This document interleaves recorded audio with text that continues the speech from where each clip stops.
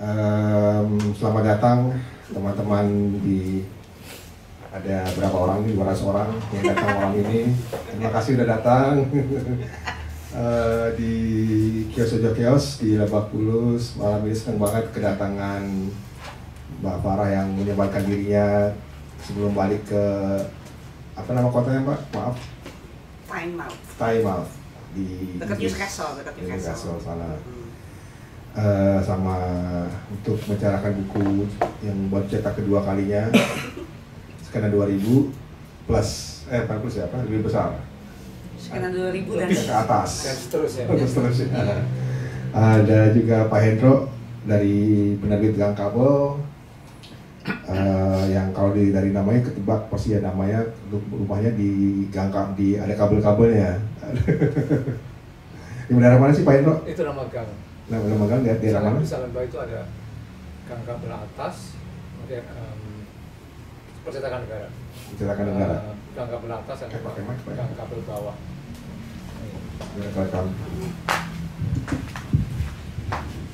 Jadi kita milih nama gang kabel aja. Gang kabel apa? Artinya buku pertama yang kami terbitkan itu secara estetika itu ditulis oleh Martin Surya. Itu ditulis di tempat kosnya waktu itu, gang kabel bawah. Nah sekarang dia sudah pindah di gang kabel atas. Terus daripada kita pindah ke gang kabel aja ya. Iya. jadi kos-kosannya Martin sebenarnya, bukan alamat. Iya. Kos-kosannya Martin. Rumah tinggal saya. Martin sama Pak Hendro ada hubungan darah? Hubungan kabel. Bukan kabel ya? Sama-sama alumni filsafat Geria Rekara. Oh, ntar lagi adik saya juga baru lulus tuh. Di Rekara? Tadi barusan ngomong untuk kan. Baru lulus karena dia setengah mati ngerasain. Dia sedang berminat jadinya. Skripsi ya. Sampai waktu ingat lagi hari pertama Lebaran, dia datang terus siang-siang langsung ngetik lagi. Buka laptop ngetik. Wow. Jadi malam ini kita akan lebih ngobrol-ngobrol santai Mbak ya. Kenapa bukunya dicetak akhirnya 2 kali cetak? Soalnya saya ingat banget dulu mesen Skena 2000 yang cetakan pertama belum sempat mau restock ke Pak Hendro udah habis. Nggak sampai 3 bulan ya Pak ya? Ya, itu launching pertama itu November tahun lalu di Jakarta, dan seingat saya ya berapa nggak sampai mungkin 3 atau 4 bulan cetakan pertama habis. Wah, itu saya kaget sih soalnya bukunya kan tebal, terus seni rupa yang jarang memang orang konsumsi kali ya. Tadi sempat ngobrol di belakang di samping sebelum mulai, kalau dari pembicaraan tadi kebanyakan sebenarnya beli buku seni rupa itu bukan seniman sebenarnya, tapi lebih mungkin praktisi lain, penulis misalnya. Kenapa seniman gak suka beli buku tentang seni rupa Mbak? Karena saya point of view sebagai toko buku yang ingin kepingin bukunya laku dong dibeli orang kan ya. Yeah. Jadi kayak selama ini mikir, oh kalau buku seni rupa kita target marketnya seniman, ternyata salah gitu.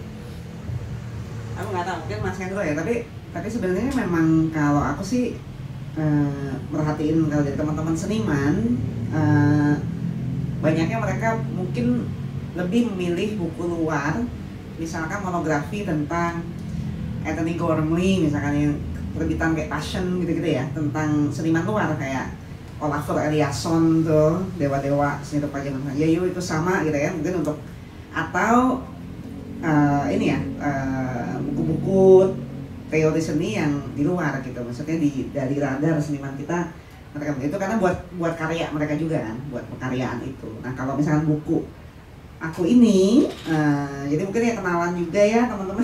Jadi kita numpang, thank you banget buat Kios Ojo Kios, buat teman-teman RK. Salam buat Mas Kolil, apa kabar Mas? Terima kasih banget udah ngasih. Aku senang banget di sini.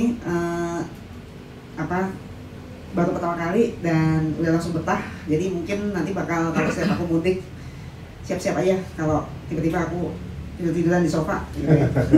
Silakan. Iya, tapi menarik pertanyaannya Mas tadi.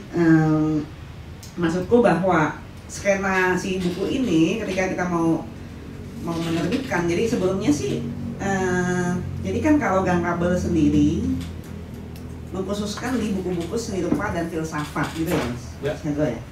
Ya.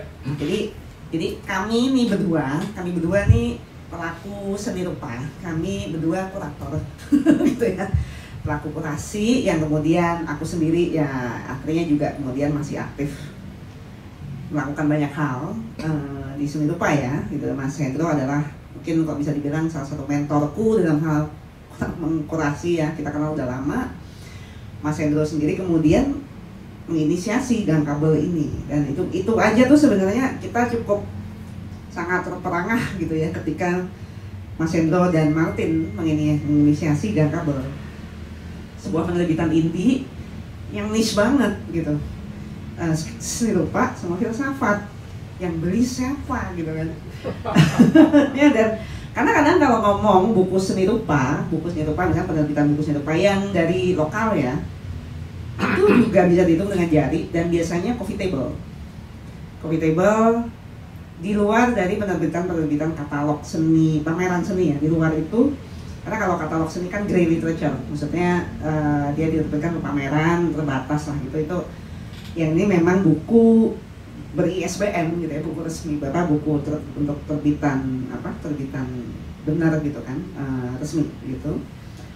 Itu aja bisa dihitung jari, dan biasanya itu adalah monografi seniman tertentu, atau bukunya lebih kayak misalkan ini ya buku piktorial ya, pengkaryaan, lebih semi katalog monograf lah gitu. Yang buku teks, buku memang tulisan seni rupa itu sangat bisa dihitung dengan jari. Itu aja tuh udah sangat bisa dihitung dengan jari. Dan sebelumnya sendiri Gang Kabel udah ya ada monografinya siapa aja tuh waktu itu Mas Hendro ya, kalau sebelum aku Mas Harsono. Oh iya, monografinya Harsono. Efek Harsono 2022.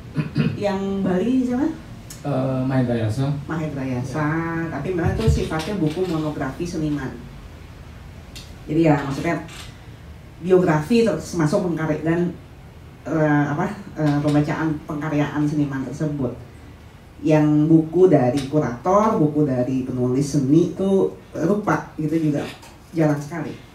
Yang ada kemudian mungkin dulu ada bukunya Mas Jim Supangkat gitu, Pak Jim Supangkat gitu, bukunya Pak Salento Yuliman gitu kan, yang jadi aku juga awalnya ya, jadi yang sebenarnya ini buat yang belum tahu, ini buku kumpulan tulisan aku dari 2002 jadi sampai 2023, jadi kumpulan tulisan selama 2 dekade.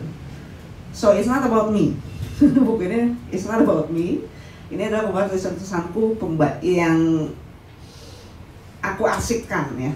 Jadi aku mengarsipkan sendiri tulisan-tulisanku yang waktu yang kemarin sempat ada acara ngobrol dengan Bintang Tampil sama Felix, itu lebih ke tentang itu kok gimana sih proses pengarsipannya ya. Sebenarnya diketik, jadi mengarsipkannya susah-susah ada ceritanya sendiri gitu ya, dari yang karena kayak yang aku makanya ini tentang generasi ya, tentang sebuah merekam sebuah generasi, tumbuhnya sebuah generasi terdiri di praktisi seni rupa yang sebenarnya banyak crossover juga gitu dengan bidang seni lain, kayak ada tentang walk the rock di sini misalkan kayak gitu. Tapi intinya ketika akhirnya sudah ada G Drive, sudah kita memasuki era Google Drive, ada cloud, itu membuat pengarsipan tulisan ini lebih mudah. Jadi aku akhirnya aku kumpulkan tuh tulisan-tulisan itu, tulisanku gitu. Ada yang hilang ya aku cari-cari lagi gitu kan. Jadi aku tak lempar ke Mas Hendro sama penyuntingnya Ninus Andar Muswari. Ini diapain ya? Gitu. Ini diapain ya? Jadi akhirnya ketika dia udah berstruktur seperti ini, seperti yang di dalamnya, nanti mungkin Mas Hendro bisa cerita juga ya. Sampai nemu judul skena, ya, dan akhirnya ini sebenarnya buku tentang apa, itu udah kolaborasi sebenarnya. Itu beneran yang aku cuma kayak ini udah gue arsipin, tulisannya random ina-inu, tapi memang macam-macam nih. Ada tulisan-tulisan kuratorial pameran, ada tulisan-tulisanku di media, ada tulisan kajian, makalah buat presentasi di conference. Itu it's so many things ya, gitu kan. Dan itu Mas Hendro sama Ninus yang menjahitnya sebenarnya. Mungkin Mas Hendro bisa lanjut dikit karena jadi yang menjahit itu Mas Hendro sama Ninus. Akunya sebenarnya melempar aja, ini diapain. Jadi ada 100, jadi selama 20 tahun 120-an kekumpul 120-an dan akhirnya kepilih 90-an ya. 90 tulisan. 94 tulisan. 94 tulisan tadi Farah sudah cerita ya. Artinya dia itu di luar dugaan saya sepertinya. Jadi awal tahun lalu ya, ketika sepertinya Farah ngobrol dulu dengan Mbak Ninus ya. Persis pertanyaan begitu, mau diapain nih? Lalu keduanya kita meeting bertiga, meeting online, dan ya saya senang sekali kalau bisa diterbitkan. Yang agak di luar dugaan saya, Farah ternyata menulis begitu banyak ya, dan beberapa sangat panjang. Memang saya membaca beberapa esainya, tapi saya nggak ngikutin saja semua tulisan-tulisan dia di media massa, di Jakarta Post, di Kompas, dia pernah jadi redaktur visual art dan dia menulis banyak di situ. Bahkan saya masih menyimpan satu esai paper dia panjang, tesis ya, untuk tesis ya. Nah, lagi kita cari ini versi creative writing dari tesis ya, itu. Ya, oke. Tahun berapa itu ya? 2001. Itu sebetulnya pengen juga waktu itu kami terbitkan juga, tapi sampai last minute gitu kita nggak nemu. Tapi saya yakin itu nggak hilang sih. Farah sendiri kayaknya nggak punya filenya mungkin. Itu hilang. Nah, jadi kembali kepada materi buku ini menyenangkan karena ternyata Farah, saya kira dia salah satu penulis perempuan yang sangat produktif sejak tahun 2000-an. Dia bisa mengumpulkan 94 tulisan termasuk epilog, dan dia juga menulis untuk seni rupa ya? Untuk ada teater juga, ada tentang ya, dan akhirnya lintas disiplin di situ. Betul, ada tentang film juga, tidak banyak, tapi sebagian besar adalah tulisan tentang seni rupa yang ulasan pameran, esai, terus kemudian kadang-kadang dia juga membuat semacam penilaian gitu, karena di bekerja perhatian dia sejak awal, sejak tahun 2000-an. Kita ingat juga tahun 2000-an itu ada banyak inisiatif seniman muncul ya, kolektif seperti Ruru dan sebagainya, itu jadi pusat perhatian yang saya kira sampai sekarang, dan itu membingkai pengertian atau dinamitas skena dalam buku ini. Ruang percakapan, interaksi antara orang-orang, dan salah satu konsep Farah saya kira di buku ini sangat kentara bahwa dia percaya bahwa seni pada umumnya, khususnya seni rupa itu sebuah pengetahuan sih sebetulnya. Jadi kenapa orang buat pameran, kenapa kurator seperti dia menulis, lalu kemudian menyebarkan tulisan itu dan berbicara dengan seniman, itulah bagian dari upaya untuk mentransfer pengetahuan. Nanti kita bisa tanya kepada Farah, pengetahuan macam apa sih yang bisa dibagikan dari karya rupa. Nah, tentu saja itu tidak mungkin, maksud saya sebagai penerbit saya kira itu tidak bisa ditampilkan dalam bentuk buku yang ada ilustratif, buku yang banyak gambar yang disukai oleh seniman, oleh perupa. Jadi saya kira berpegang gambar berusaha untuk mengisi kekosongan ini. Bukan cuma gambar-gambar, bukan karya rupa yang mau disajikan, tapi pembicaraan tentang itu, transfer of knowledge-nya, mediasinya. Buku naskah gitu kan. Iya, bagaimana? Yang aku tadinya mikirnya paling, oh ya ini nanti dipilih terus ini nanti 200-300 halaman gitu ya, gitu kan udah menghadap penerbit. Penerbit maunya gimana gitu kan, aku nanti jadi 300 halaman. Terus Mas Hendro pokoknya Mas Hendro nambah-nambahin terus, pokoknya kita 500 sampai 500 ya, 500 halaman gitu. Yakin Mas gitu kan, aku malah yang itu yang yakin mau 500 halaman. Ini jadinya 400-an ya. 500 lebih. 540 masalah ya? 540. 500 ya. Udah enggak apa-apa 500 aja. Oh ya udah, gitu kan. Terus yang gue juga mikir, ya udah nanti lihat aja deh yang beli siapa gitu kan. Udah. Yang beli ya, dan itu yang aku juga senangnya ya, karena ya itu juga ya maksudku, Mas Hendro sendiri sebagai kurator dan kemudian punya penerbit yang ini nggak mungkin terjadi kalau aku misalkan nyodorin ke Gramedia atau nyodorin ke, nggak mungkin paham gitu, itu nggak mungkin terjadi kayak gitu ya. Aku mikir ya pokoknya nggak kabel nanti ya ini pukulan ini terus 300 gitu 200 deh gitu. Dia malah mau malah mau 500. Ya sebenarnya saya ngomong, saya nggak membatasi tebalnya karena misalnya buku pertama kami itu saya ada 3 kan. Tiga buat gebukin maling. Berapa lama tuh? 953 halaman kurang lebih begitu, dan kemudian buku filsafat menurut saya paling suka dan saya yakin hampir mungkin sampai sekarang mungkin belum ada orang yang membaca tuntas buku itu selain penulisnya. Kan juga 800 halaman mas dan penuh rumusnya begitu. Jadi bagi saya menerbitkan buku 500 atau 600 halaman ini ya senang-senang aja dan bukan sesuatu yang, tapi karena saya tahu bahwa para penulis begitu banyak. Jadi selling point-nya, makin tebal. Aku ya senang. Kalau dari seleksi, mungkin dari 100-an tulisan menjadi 90 tulisan itu, Pak Hendro, apa yang mendasari Pak Hendro buat memilih yang ini sang lain tidak dipilih gitu? Seperti diceritakan Farah tadi, sebetulnya dia sudah bicara dengan Mbak Ninus Angganuswari, dan dia bekerja dengan sangat baik. Sudah nge-frame. Ya, sudah nge-frame. Jadi kurang lebih mereka sudah punya rancangan kasar tema-tema di dalam buku ini. Saya cuma nambah-nambahin, saya datang belakangan sih. Ada yang kita buang juga mas, yang emang dia masukin terus, nah itu yang makanya yang kayak kan beberapa tulisanku yang bukan tentang 2000-an, makanya kita ketemu sih skena 2000 itu ini adalah tentang ekosistem atau scene 2000, karena aku nulis juga misalkan tentang Sujoyono gitu ya, tentang Avandi apa yang modernis lah gitu. Itu akhirnya nggak masuk gitu, itu ada, jadi framingnya memang sama. Ada nulis bukan nulis ini juga, bukan nulis seni tapi nulis film gitu apa, itu ada juga gitu ya. Itu ya emang akhirnya si framingnya, yang framing itu Ninus tuh udah jadi yang jahit yaitu dia bagi-bagi kan apa aja sih yang bab 1 itu ruang ya bab 1 itu tentang rupa-rupa praktek seni. Oh ya, ya itu ada esai, ada tulisan tentang pameran, ngomongin soal gender, generasi, kemudian medium tentu saja.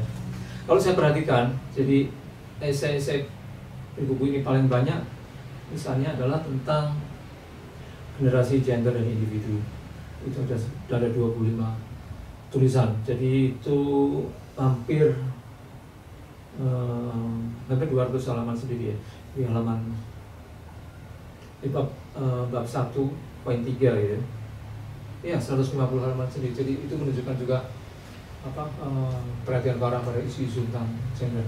Dan menurut saya kira gender dan subjektivitas dan individualitas ya. Ya. Dan kemudian itu khususnya karya dicurahkan ke praktek seni. Ya. Itu ketertarikanku, dan yaitu bagaimana membaca bentukan sebuah generasi, ya generasi aku lah juga yang kita usia produktif ketika memasuki milenium baru itu kan. Ya. Itu yang menarik perhatianku sebenarnya. Tanpa misalnya kalau Farah bicara mengenai seniman perempuan, kalau istilahnya boleh dipakai ya, nggak diprotes kan, seniman kenapa harus tambahin embel-embel perempuan, itu menunjukkan bahwa ada karya tertentu yang diamati oleh Farah dan dia tertarik membicarakannya, subjektivitasnya, jenis karyanya, dan tentu saja pelakunya. Menurut saya dengan cara pembelanya kelihatan bahwa di situ, tapi bukan dengan cara yang berapi-api begitu loh, maksudnya kayak artinya ya santai aja dibicarakan, tapi dengan cara mendalam. Dan saya kira dia termasuk penulis pertama saya kira yang merintis atau memulai wacana mengenai penulisan feminin, katakanlah salah satu esai panjang yang itu di awal tahun 2003. Dan kalau mau menghubungkan itu dengan periode sebelumnya, misalnya saya teringat satu pertanyaan dari penulis seniman terpenting kita, Pak Sanito Juliman, misalnya pertanyaan pada satu periodenya, apanya yang perempuan? Pertanyaan itu menurut saya dijawab oleh bahkan beberapa puluh tahun kemudian. Pak Santo menulis resensi pendek tentang pameran pelukis-pelukis perempuan di tim Nuansa kalau nggak salah tahun 89. Jadi kurang lebih 15 tahun kemudian orang menjawab itu dengan esai yang di Tentara ya, Tentara Pasal Lima. Disadari atau tidak oleh dia? Di buku itu di mungkin bisa kalau teman-teman mau ngintip buat ngintip bisa nggak di oh ini kopinya Mas Hendro ya? Boleh sih. Maksudnya saya eksplisit ini kan ya apa? Esai yang mana gitu kan ya? Enggak, maksudnya teman-temannya mungkin mau lihat-lihat aja. Oh, oke, silakan. Ya. Tapi ini cetakan pertama, sampai isinya persis sama, cuma beda cover aja. Cetakan kedua. Silakan. Jadi buat misalnya buat khalayak umum nih yang tidak memahami atau mengamati dunia seni rupa, apa yang bisa membuat mereka akhirnya tertarik atau menganggap ini penting lah buat dibaca. Ya ini Mas Hendro mungkin bisa nyambung karena Mas Hendro juga yang mungkin lebih tahu pembeli kan. Tapi kalau dari aku aja, dari tanggapan-tanggapan yang ke aku gitu ya, banyak yang beli dan maksudnya aku ini dari circle itu macan ternak. Apa itu macan ternak, Pak? Mama cantik dan ternak. Maksudnya yang macan ternaknya udah punya anak-anak yang maksudnya demografiku tuh di situ juga gitu ya. Aku punya banyak banget teman-teman, kebanyakan sekarang sudah ibu-ibu yang punya anak sudah 18 tahun, 19 tahun, mau kuliah, mau atau lagi di SMA gitu. Actually baru kemarin itu anaknya temanku nge-WhatsApp aku di bawah di Ojo Keos nggak, dia kesini hari Sabtu, dia sangka hari Sabtu gitu. Ini Selasa dia besok sekolah ya, jadinya mau ke Sabtu. Jadi sorry aku Selasa gitu kan.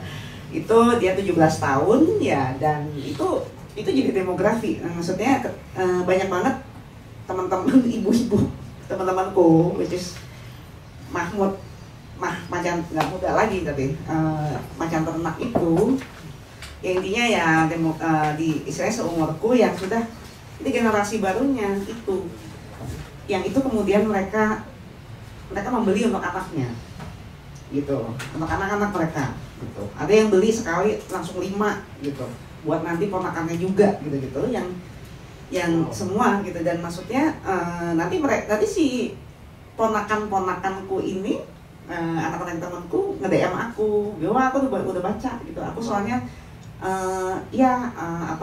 pengen lagi mikir nih mau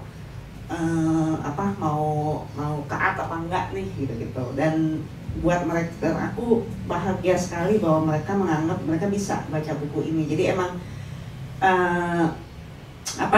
sebenarnya yang aku pengen tunjukkan juga bahwa bagaimana sih membaca karya seni rupa gitu ya, tanpa harus yang kadang-kadang terus mereka tadinya mikir berat gitu. Ada beberapa tulisan yang juga cukup mendalam, yang ada pakai misalnya kajian teori juga ada, tapi banyak tulisan-tulisanku sebenarnya lebih kayak kolom ya, lebih kayak kolom atau kayak tulisan kuratorial. Bagaimana sih approach membaca karya seni rupa, bagaimana memahami gitu praktek seniman ini. Karena itu yang aku lakukan selama ini gitu ya, entah sebagai kurator, terutama sebagai kurator gitu kan, kita menjalin hubungan dengan senimannya, terus mereka berproses. Jadi ya ini juga sama Mas Hendro, itu yang selalu kita lakukan ya, ke studio mereka. Di situ kita tulisan itu ya tulisan kuratorial bukan hanya untuk soal mempromosikan atau apa ya, tapi itu untuk sebagai menjustifikasi pemahaman kita dan memberikan pembacaan ya terhadap karya ini yang membantu orang untuk karyanya dia tentang ini gitu ya. Dan itu dari tanggapan-tanggapan terutama si generasi baru ini, mereka Gen Z ya, itu mereka merasa terbantukan gitu dengan membaca buku ini. Tapi di sisi lain aku juga membuat 2 tulisan baru Yang pertama yang menjadi pembuka ya, pembuka dari pengantar ya, pengantar dari tulisan-tulisan ini yang jadi dua tulisan itu mengapit gitu. Jadi tulisan pembuka dan tulisan penutup gitu ya. Tulisan pembuka lebih tentang mencoba mengantar tentang esai-esai ini. Yang penutup kemudian refleksinya gitu. Yang kemudian aku juga ya istilahnya kayak closure-nya gitu. Tapi bahwa ngasihin juga bahwa ya ini akan bergulir nih pembacaan skena ini gitu, yang jadi harapannya juga kemudian nanti mau ada skena 2020 gitu. Tapi gak usah nunggu 20 tahun gitu ya gitu, karena terutama juga nggak cuma tentang memahami seniman, tetapi juga bahwa dari 2 dekade itu pergerakan seniman, pengkaryaan, medium, isu-isu gitu ya, yang di seni rupa, yang mungkin juga di musik juga, di sastra juga, itu bagaimana dunia berubah, bagaimana teknologi mengubah masyarakat itu ada gitu ya, itu dan itu di-embrace oleh seniman gitu ya, dan aku menulisnya gitu, jadi makanya dia skena 2000, jadi semacam pembacaan generasi juga sebenarnya itu, dan itu mungkin orang juga akhirnya jadi bisa lebih relate ya, karena it's something bigger than art itself gitu, dan this is about ini kita nih, dunia kita nih gitu ya, itu ada juga sih, jadi ada faktor itu, dan aku terima kayak, dan nggak cuma itu ya keponakan, tetapi juga komunitas-komunitas di yang selama ini aku nggak pernah kenal sebelumnya, jadi yang kayak pernah aku kirim itu Mas, yang di Kalimantan, ada namanya Asa Book Space atau apa itu di Pontianak gitu, tiba-tiba mereka mengepost tentang sekarang 2000 dan nggak cuma ngepost tapi juga, dan ini bukan ngepost story ya, ngepost feed gitu, terus memberi review di ininya, dan itu tepat sekali gitu, all the way from Kalimantan. Itu istilahnya ya, kalau aku sih senang banget gitu ya, jadi dari tadi gitu, dan sebenarnya juga ya, dan mereka spot on sekali gitu, bahwa seni itu bukan cuma ya, kalau ERK ngomong musik bukan cuma harus dibikin lagu cinta melulu, seni rupa itu bukan cuma harus cantik-cantik, estetik, tetapi ya produksi pengetahuan itu tadi, yang tadi disebut Mas Hendro. Aku jujur aja, aku belajar banyak dari yang disebut produksi pengetahuan itu ya. Aku kenalan sama penyintas 65, aku kenalan dengan orang dari berbagai ideologi, dan itu adalah sebuah pertukaran pengetahuan buat aku, dan aku menjadi seperti sekarang yaitu karena aku di seni rupa, dan aku belajar karena aku memahami itu, yang itu makanya jadi pameran, proses berkesenian, praktek seni itu produksi pengetahuan gitu ya, ya tuh 2 arah gitu ya, bukan 1 arah gitu akhirnya, itu yang coba ditawarkan di sini. Pak Hendro mungkin mau nambahin Jangan ya? Apa ya? Tentang apa kira-kira dari segi penerbit atau juga kurator, kenapa orang harus baca buku ini? Nggak harus, mungkin kenapa bisa orang membuat tertarik lah membaca buku ini? Kenapa harus membaca buku ini ya? Karena saya kira seperti yang dibilang oleh Farah tadi, karena seni rupa itu bukan cuma sesuatu yang semata-mata visual, bukan semata-mata gambar yang harus dilihat gitu ya. Tapi harus dibicarakan, dimediasikan, diterjemahkan, atau katakanlah seperti kita membicarakannya gitu.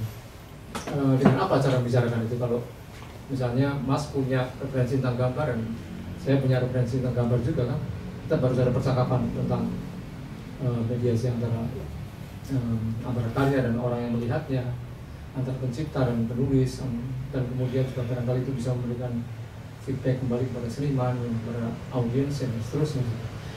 Yang khas pada Farah, khususnya pada buku ini, karena ini menyangkut yang dia sebut sebagai pembacaan bagi generasi, meskipun nanti kita juga bisa bertanya ke dia, apakah ada intensi untuk menulis sejarah itu? Kan pasti bukan. Ini kan mengumpulkan pecahan-pecahan atau beberapa fragmen dari pengamatan yang memang tidak disusun berdasarkan pengamatan, misalnya dia akan meneliti secara 20 tahun mengenai seni rupa dan 2 dekade, enggak. Tapi saya kira pasti akan berguna sebagai di masa depan terutama. Jadi saya nggak peduli sih sebetulnya apakah buku ini dibaca sekarang atau enggak, pokoknya diterbitkan aja dulu supaya orang mudah mengaksesnya. 10 tahun lagi atau 20 tahun lagi ketika orang, atau 30 tahun lagi atau 50 tahun lagi ketika orang seperti kita sekarang membicarakan masa lalu seni rupa kita misalnya. Jadi yang khas pada dia, seingat saya dalam buku ini ada dua sebetulnya. Satu, tadi kita udah bicara mengenai bagaimana sebuah karya seni rupa akhirnya bisa menjadi sebentuk pengetahuan yang bisa menjadi kekayaan bersama. Dua hal ini yang sebetulnya saya ingin singgung lagi adalah, pertama begini, Farah mengatakan dalam salah satu tulisannya bahwa sebenarnya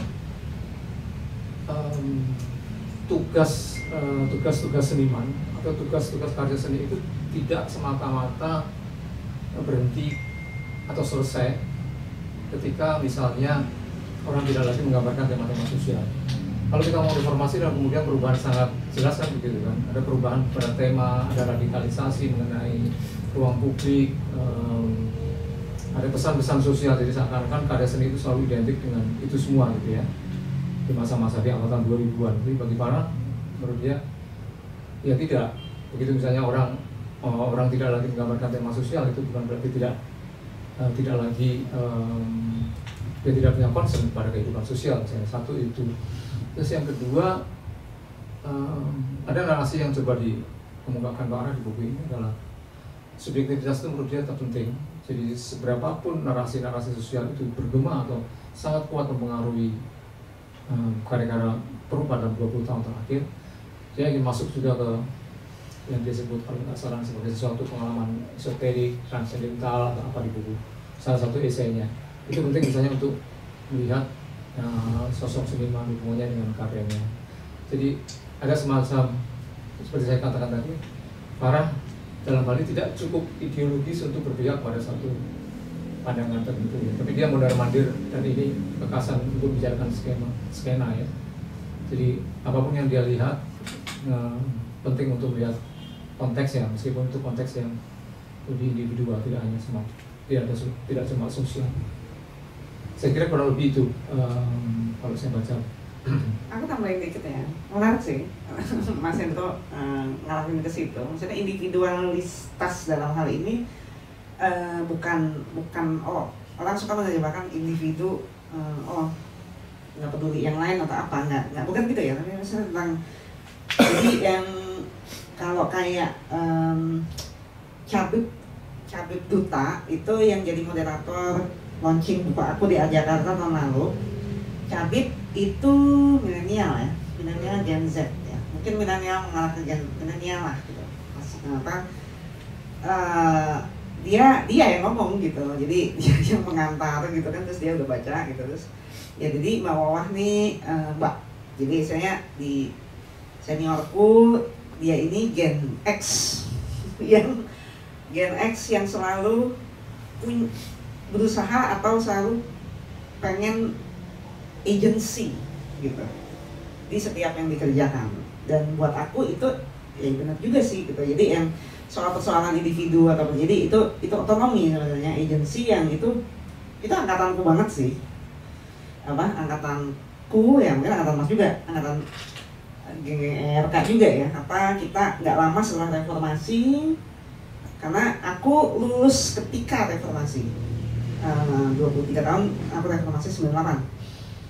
Aku kemudian cari ya istilahnya, terus aku belajar seni tahun 2000 gitu kan, memasuki milenium baru, so that's it's the zeitgeist gitu ya. Dan di situ tumbuh ruang alternatif, tumbuh artis run space abis itu, dan itu beda banget dengan persepsiku sendiri juga gitu, bagaimana aku kecil di Orba dan nggak kebayang juga, tapi dengan kita berkesenian gitu, terus ya dengan angkatan ya itu juga dulu ada Ruang Rupa, ada Ade, Ameng, ada terus di Jogja juga itu tumbuh gitu bersamaan, yang kita punya agency. Jadi tentang individuality, intersubjectivity itu tentang itu gitu ya. And that's itu zeitgeist yang Iskena 2000 itu gitu.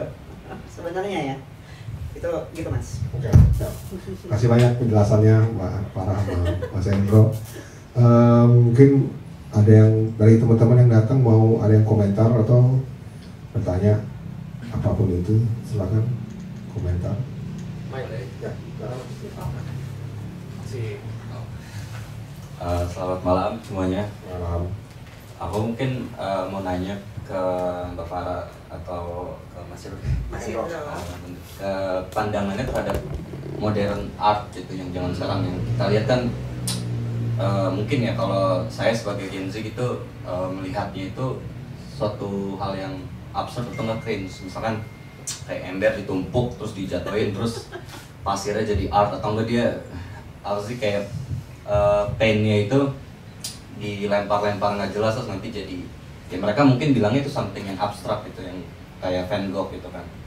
Tapi beberapa dari mereka itu kan ranahnya memang udah, kalau pandangan saya itu ke cringe itu, dan kalau saya lihat tuh memang mostly pelakunya itu adalah generasi milenial atau enggak X bahkan. Saya jarang gitu melihat suatu seniman yang Gen Z terutama tapi lebih bergerak di dalam, mungkin nggak begitu viral, karena kalau saya lihat Gen Z itu menghancurkan art yang kayak di museum, nah yang demi anti oil gitu kan, dia lempar pakai tomat dan lain-lain.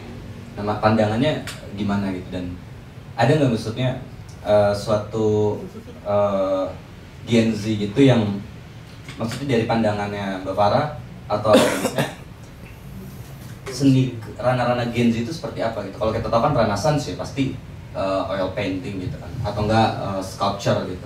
Tapi kalau Gen Z itu mostly artnya kemana sih gitu? Kalau Interesting. kayak gitu, mungkin itu aja. Ini siapa duluan yang jawab? Mas Hen atau aku? Karena aku bisa panjang nih. Oh iya. Untuk mewakili aja. Oh gimana? Mas Hendro dulu yang Iya, yang ngomong Gen Z, Gen X seperti yang bilang Farah tadi. Sepertinya itu tidak mewakili satu tren tertentu di dalam seni ya. Anda tadi bicara mengenai ya pembelahan yang terlalu sederhana misalnya. Oh sebelum ini berarti ada seni modern gitu ya. Lalu sudah ini kita bilang bahwa modernitas atau modernisme sudah dilampaui. Kita bicara mengenai silpa kontemporer dan itu apa gitu. Orang berdebat terus mengenai apa itu definisinya, gimana menengarai prakteknya, siapa senimannya gitu ya. Sepertinya dengan singkat bisa dikatakan bahwa apa yang dilihat Farah khususnya dalam kaitan buku ini dalam 20 tahun terakhir ini, kalau kita lihat karya-karya seni rupa di Indonesia khususnya, yang menjadi fokus Farah adalah tidak lagi ada satu subjek otonom pencipta yang tunggal, yang seakan-akan dia bisa mengklaim karya itu sepenuhnya adalah ini untuk menyederhanakan pandangan ya, sepenuhnya adalah representasi karya dia. Jadi unsur ketidaksengajaan, unsur kebetulan, unsur main-main, bahkan unsur juga sesuatu yang bahkan berdasarkan riset saintifik, kemudian muncul pada karya-karya media baru dan sebagainya, karya-karya yang berbasis pengetahuan riset etnografis dan sebagainya, itu kan menunjukkan bahwa seniman perlu melihat sebuah dunia yang lain yang tidak semata-mata seperti kalau gini. Kalau saya seniman lalu saya membuat satu karya, kalau saya X berarti karya saya adalah X1 ya. Bukan itu ya. Tapi ada banyak hal yang bahkan tidak disadari oleh seniman, bahkan di luar pengetahuan sendiri karya itu bisa muncul pada hal itu bisa muncul pada karya. Jadi orang mengatakan istilah anything goes misalnya, meskipun itu anything goes pun sebetulnya kan bukan jargon pertama-tama dari seni ya, justru dari sains ya, istilah itu muncul dari kalangan ilmuwan sebetulnya. Ya saya kira barang nanti bisa menjelaskan, tapi untuk menjawab pertanyaan Anda tadi, gimana sih memahami semua hal itu gitu ya.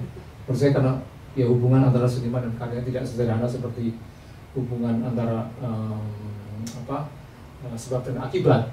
Ada banyak hal di luar, katakanlah di luar dua agen ini yang mempengaruhi munculnya satu karya, mempengaruhi pandangan seniman dan seterusnya.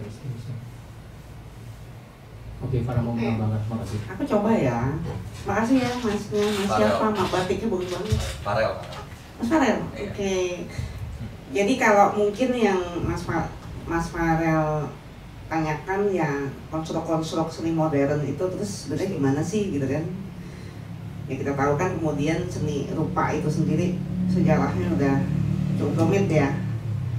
Yang aku mungkin coba aku supaya lebih spot on aja ininya jawabnya, maksudnya yang kayak misalkan skena 2000 ini itu memang akhirnya juga kalau di skena seni rupa, terutama ketika aku juga maksudnya baru mulai tahun 2000-an tuh gitu. Jadi memang banyak banget juga debat tuh antara wah ini modernis banget nih seni modern tuh gitu kan. Yang which is seni modern sebenarnya itu prinsip-prinsip disiplin seni fine art ya, lukis. Mungkin kalau kayak misalnya di musik tuh antara klasik, jazz sama inilah gitu ya yang sekarang udah kontemporer gitu. Kita juga tuh ngedebatin terus tuh wah ini kalau ini masih yang modernis banget, modernis dalam artian itu painting, abstrak juga masuk dalam modernis yang ketika akhirnya kita apa yang disebut seni rupa kontemporer gitu kan, contemporary art gitu. Yang ini gosip tuh gitu, ada mulai dari yang apa sampai ada video juga, terus ada ya itu instalasi ember-emberan sampah aja bisa jadi karya seni gitu kan, ibaratnya kan kayak gitu ya. Itu memang ya itu ya wacana perdebatan, wacana medium sebenarnya gitu, wacana apa sih sebenarnya seni rupa kontemporer itu, dan sebenarnya itu juga gitu, itu ada juga di sini yang ya ketika aku era awal 2000-an itu kemudian juga ya itu tadi dengan semangat kemerdekaan ya, semangat penuh kebebasan gitu dari 98 gitu kan, reformasi gitu, yang ya kita pelaku-pelaku seni angkatan itu di Jakarta, Jogja itu bersemangat juga untuk menemukan, mencoba menjawab itu ya, dan seni kontemporer versi kita. Tapi untuk jadi kira-kira gitu, jadi emang itu ya itu berarti itu tuh pencarian bentuk seni rupa kontemporer itu seperti apa, dan kemudian ya itu sebagai kurator kita mesti apa ya, mesti ini sebenarnya bagian kayak misalnya ini bagian dari aku mencari tahu juga, trying to bersama-sama dengan seniman ini contemporary art kita nih, versi kita nih apa sih gitu kan, kayak gitu. Tetapi kalau untuk memudahkan, aku sendiri juga nggak akan menulis atau nggak akan misalkan sembarangan bilang oh yo wah nggak art banget lo, padahal cuma ember-emberan. Poster tuh juga banyak gitu di seni rupa gitu ya, maksudnya dan ketika akhirnya yang di sini juga katakanlah sudah terseleksi yang ketika aku juga kemudian nih aku akan kurasi nih pameran seniman ini ya, sudah jelas juga bahwa dia punya kualitas tertentu gitu, bukan kemudian asal ember-emberan gitu enggak gitu. Tetapi nah kalau pertanyaan yang terakhir gongnya tentang Gen Z, seni rupa yang Gen Z itu menarik banget, karena aku juga nah ini yang sekarang mungkin untuk skena 2020 ke depan aku kan mungkin udah nggak mengamati, kalau ini kan masih banyak banget memang generasi aku gitu, kita bersama-sama nih. Nah yang Gen Z ini menarik,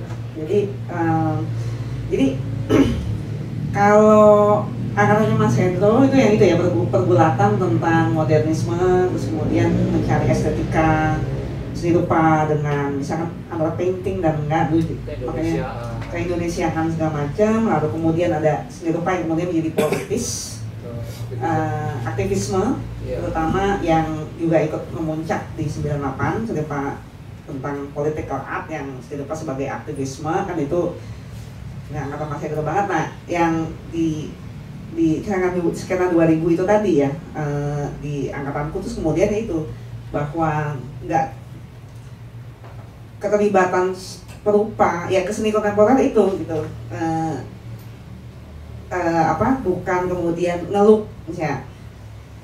ngelukis tentang reformasi, dilukis gitu, bukan itu, tetapi bahwa ini ada media baru, jadi bagaimana seniman menangkap perubahan gitu ya, perubahan sosial dan perubahan media terutama gitu. Makanya di sini ada tentang video art, ada tentang mulainya viral ya, mulainya keviralan ya, internet gitu kan, kayak gitu itu juga ada. Jadi kepekaan seniman itu menangkap sebenarnya perubahan yang terjadi di sekelilingnya, dan itu dia mengembrace-nya not literally gitu ya, menggambarkan gitu, tetapi dengan dia bereksperimen dengan medium itu gitu.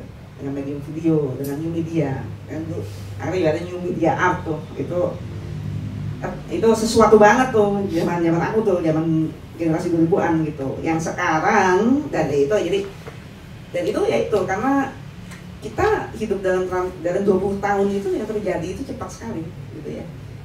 Ketika aku pertama menulis itu masih internet masih dial up gitu. Sampai ya 2023 udah bayangin aja gitu kan. Jadi itulah contemporary art skena itu yang coba terekam juga. Nah, ketika aku lagi merhatiin nih yang zeitgeist smart zaman Gen Z gitu kan. Mereka akhirnya dealing dengan isu ya soal environmentalism, ekologi, itu yang jadi sesuatu banget ya, apalagi pasca Greta Thunberg ya, maksudnya itu, dan itu penting. Jadi itu angkatan gue agak-agak ceroboh tuh, nggak mikirin tuh soal lingkungan gitu kan. Ya kita mungkin bagian dari generasi yang menghancurkan dunia ini, nggak mewariskannya ke generasi Z gitu. Itu is a thing banget di seni rupa. Jadi aku sendiri baru kemarin di Biennale Lyon, itu Ines Katamso, boleh dibilang seniman generasi Z.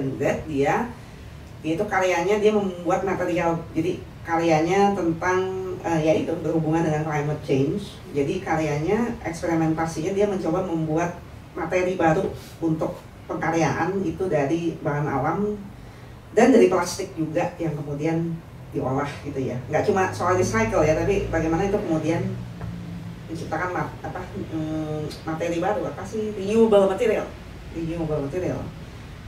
Itu satu tuh, itu it's a thing. Ada lagi juga kayak Andrita Orbandi, itu juga menarik banget.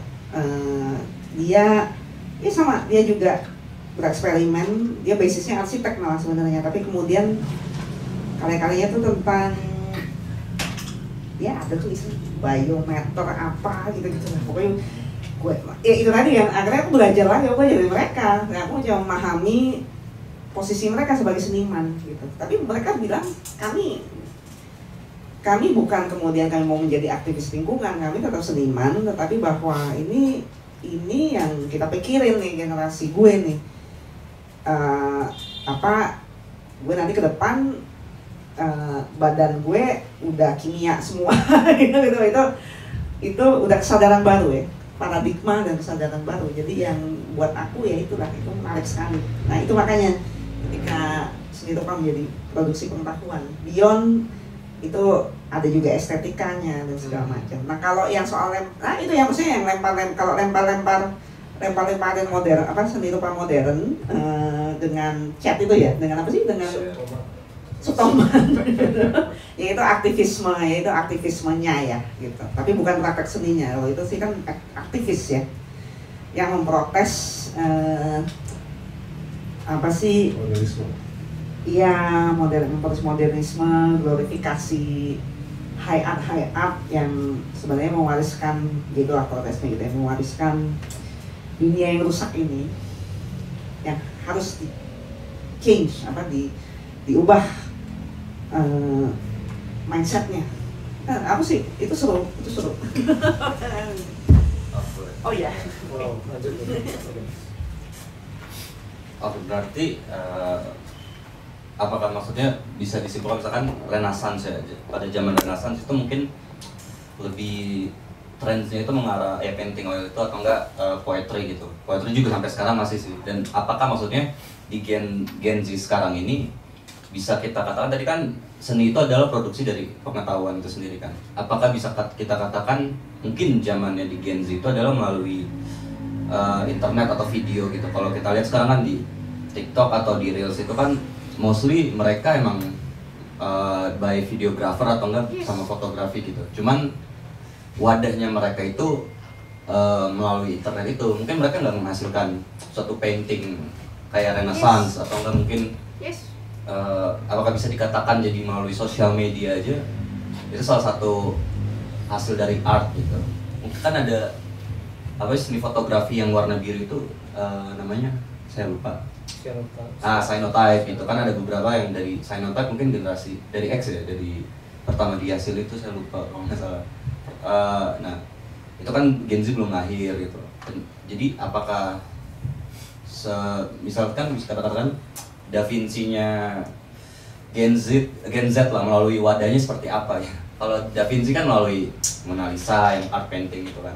Kalau Gen Z itu sendiri bisa dibilang apakah kayak videografi itu, videografer yang diupload melalui TikTok atau melalui film mungkin. Nah, film lebih ke milenial sih sebenarnya. Kalau aku lihat yang kayak Tarantino. Ya, aku maksudnya tidak dalam hal harus, maksudnya pembacaan generasi itu pada akhirnya kalau aku ya, aku juga nggak harus mengkotak-kotakan sih bahwa Gen Z ini harus yang kemudian gini gitu ya. Tapi ya kayak, dan nggak sekedar misalkan konten di sosmed otomatis menjadi sebuah karya seni, nggak juga gitu ya gitu. Tapi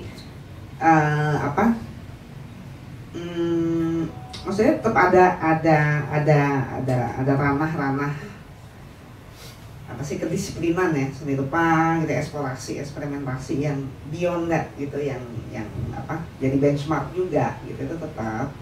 Tapi mungkin kayak bahwa misalkan ya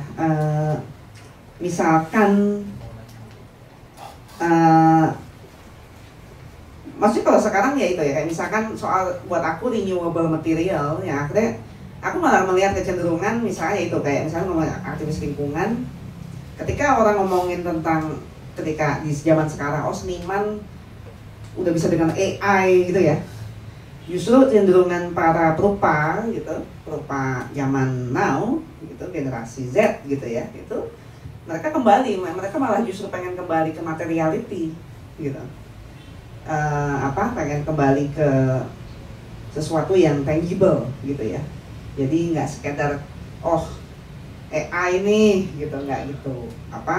Justru ada resistensi ya, resistensi, dan bahwa nggak nih, kita nggak bisa nih hanya menyerah terhadap jadi budak gitu ya, jadi budak teknologi gitu. Tapi bumi ini sendiri sekarat, dan bagaimana kita menyelamatkan bumi, dan bumi is nyata gitu.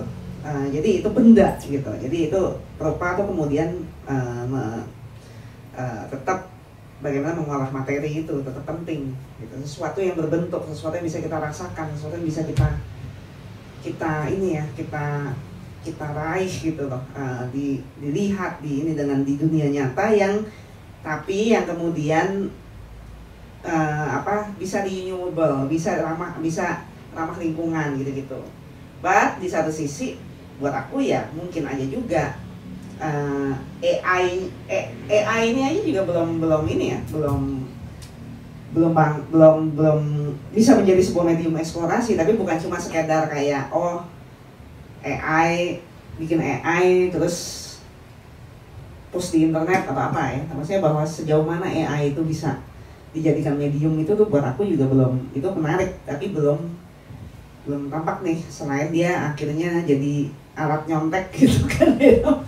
It can be more than that loh, it should be more than that ya, it should be more than that gitu. Ketika kayak awalnya ketika ngomongin soal video gitu ya, kita ngomong soal video art itu juga perdebatan gitu yang bahwa sejauh mana sih medium video itu gitu kan. Waktu dulu tuh sesuatu banget gitu, video art gitu, ada di skema juga gitu. Yang maksudnya ya video dalam artian aku tumbuh dengan video tuh pakai kaset ya, ada playersnya terus di TV gitu kan. Dan sekarang adalah kita udah beyond video nih gitu, karena video udah di handphone kita tiap hari itu. Jadi perkembangan teknologi dan bagaimana orang kemudian mempertanyakan, bereksplorasi itu bisa sangat jauh sekali gitu, sangat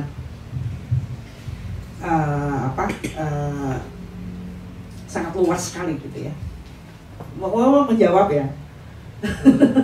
Tapi aku nggak bisa jawab yang Da Vinci-nya itu enggak sih, karena ya itu tadi, itu maksudnya di seni rupa kontemporer akhirnya juga bukan kemudian ada Da Vinci atau itu ya maestronya ya itu yang dengan waktu sih gitu.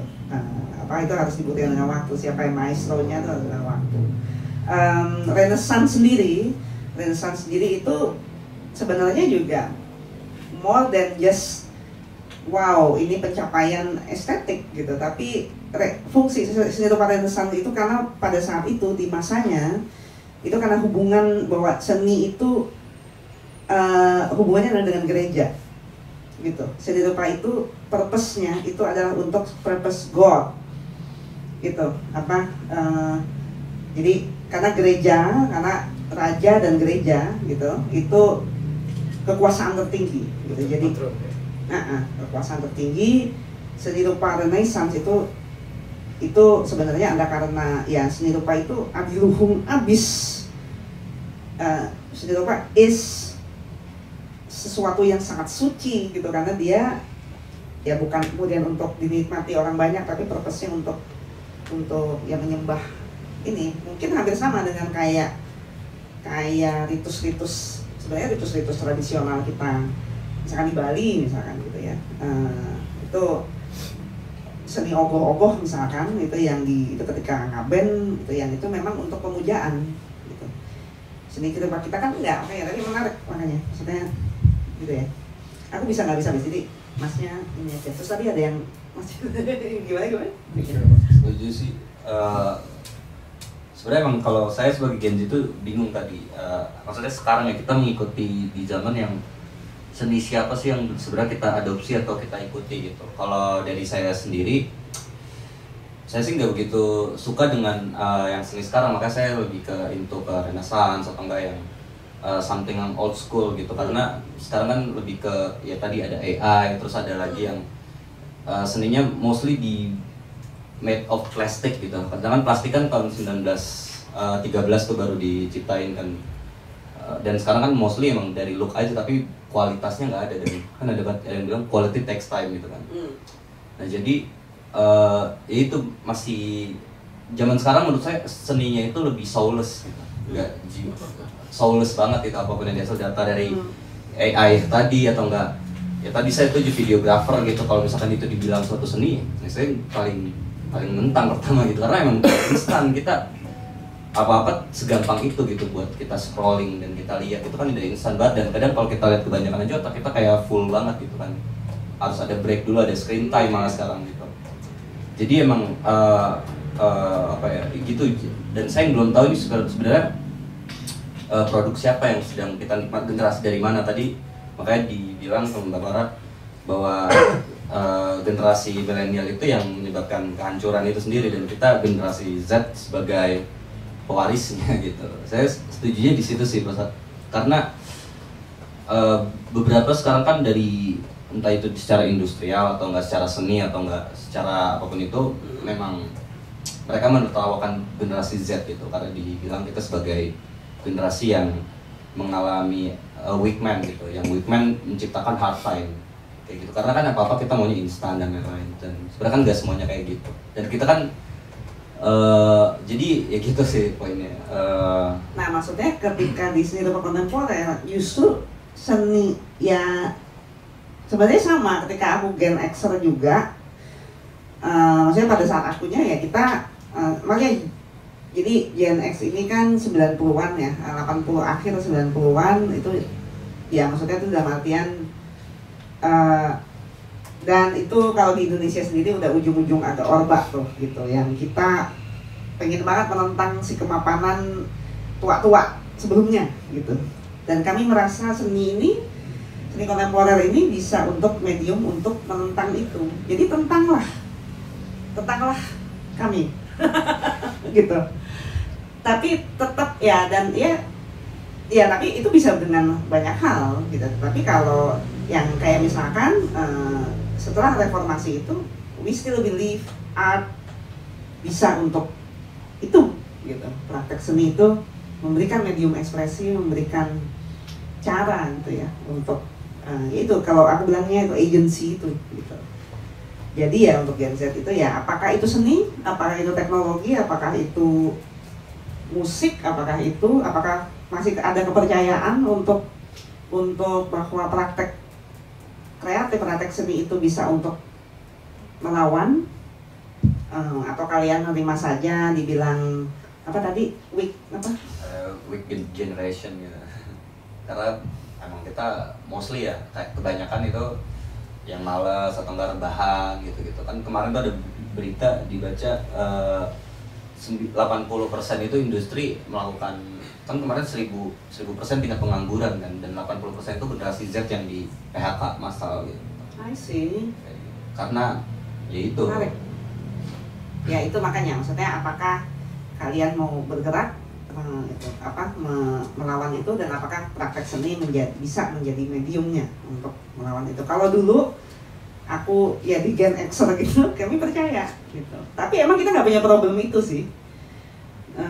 Kita nggak punya problem disalah-salahin gitu, nggak punya problem, kita nggak ada yang peduli aja gitu kan. Krismon 97 ya udah miskin aja gitu. Apakah kita punya problemnya kayak gitu? Aduh, gembel gitu aja, dan akhirnya ya udah gitu kan. Dan kita ini apa tadi tuh pengen ngomong apa sih ya, nggak ada yang ngajarin gitu, nggak ada yang ngajarin, dan pengennya menonton yang sudah ada gitu akhirnya ya. Dan kemudian akhirnya kami berjejaring gitu ya. Jadi modus-modus itu juga gitu yang di situ. Tapi aku juga nggak mau mengkotakkan itu. Aku masih tertarik dengan what happened to Gen Z gitu. Dan aku juga bukan yang bahwa kemudian, dan yang aku mungkin simpati ya.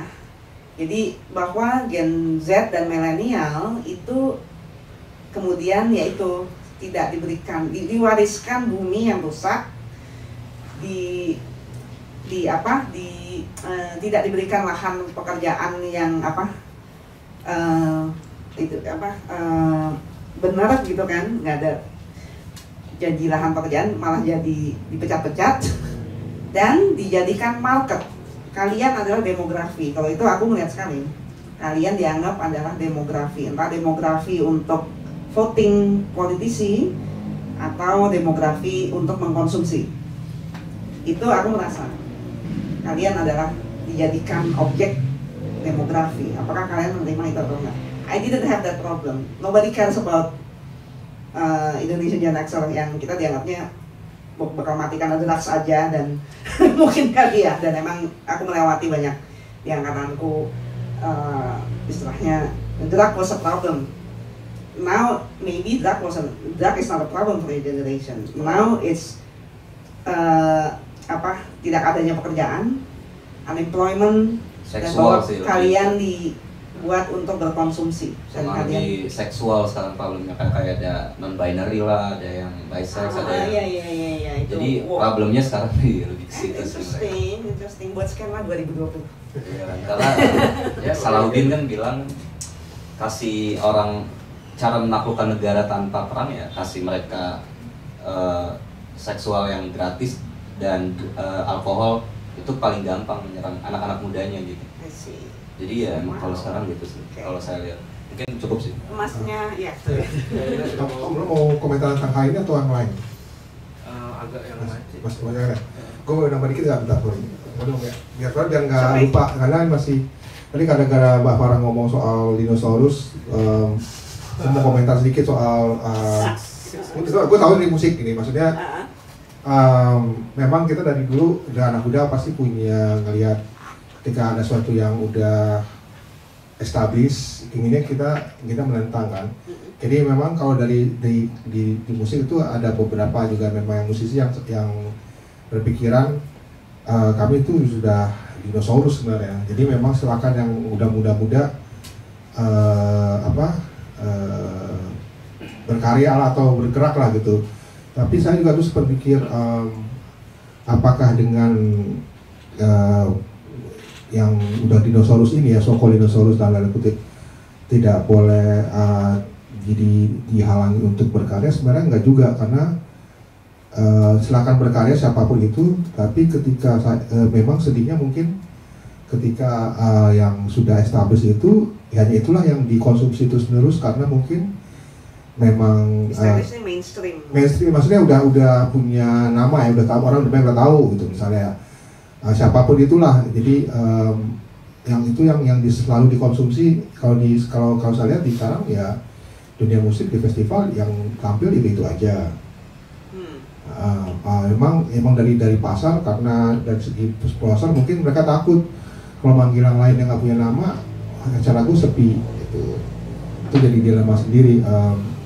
Itu komentar satu itu ya, mau diperpanjang. Yang kedua mungkin nanti buat jawab nanti setelah Mas Dika nanya, saya ingin tahu soalnya ada teman saya pernah bilang sebenarnya ada cara untuk menikmati suatu karya yang bagus.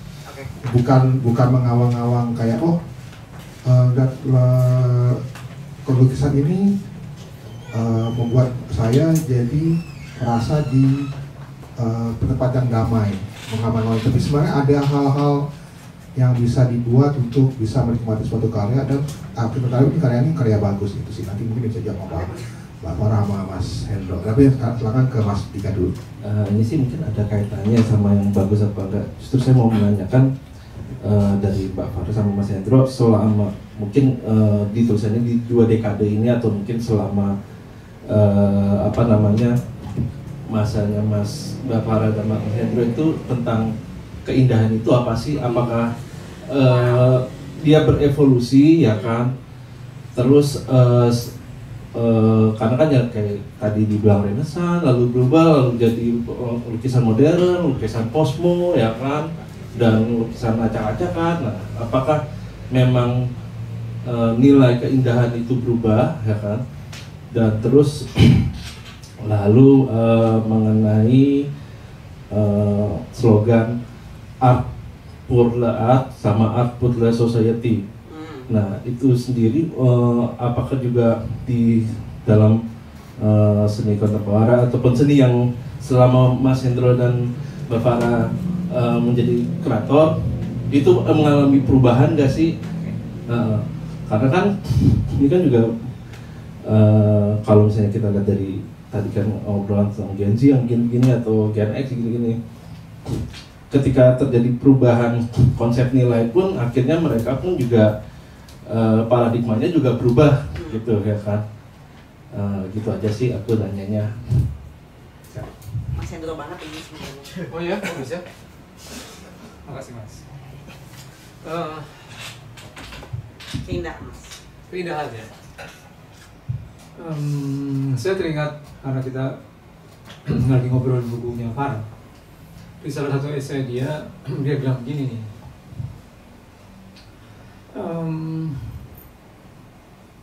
Dia masih menggunakan istilah kritik seni. Kritik seni, saya kira kita juga bisa menggolongkan esai-esai ini dalam sebagai satu bentuk kritik ya. Dalam arti kritik itu bukan mengatakan tentang sesuatu yang baik dan buruk, yang kurang atau yang lebih, tapi membicarakan secara kritis gitu ya. Para mengatakan bahwa sekarang kritik itu tidak lagi berbicara mengenai yang indah dan yang tidak indah, yang baik atau yang buruk. Saya kira saya tandai di halaman tertentu, tapi berbicara mengenai konteks karya itu.